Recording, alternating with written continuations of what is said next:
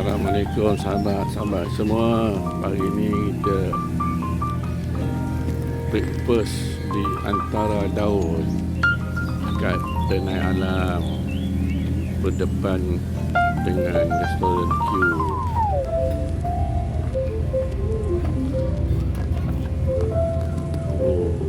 Special dia nasi kuning lontong. Boleh tengok.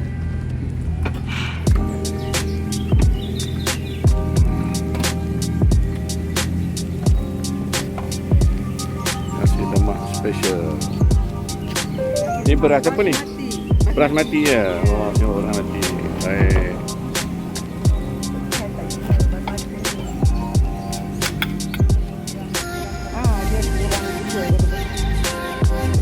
Itu dia Q Bistro. Depan Q Bistro di Tenai Alam.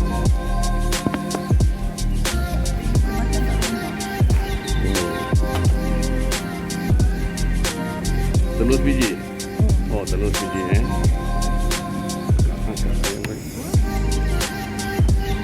Okey, ayam goreng. Daging lauk dia? Daging camel. Oh, daging dendeng special. Okay. Ada satu lagi kurma ayam makan bersama dengan nasi kuning. Alhamdulillah.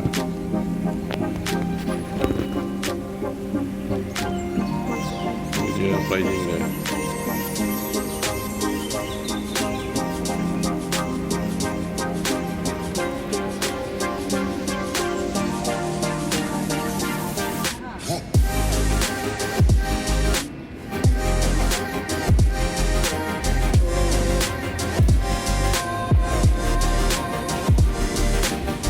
Ini dia lontong. Ini dia nasi lemak ayam.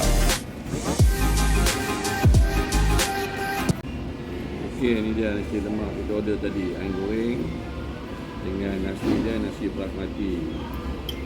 So kita rasa tu lah nasi dia. Sundang. Okey, lembut. Sambal dia. Kita buat sambal dia bersama dengan nasi. Sedap.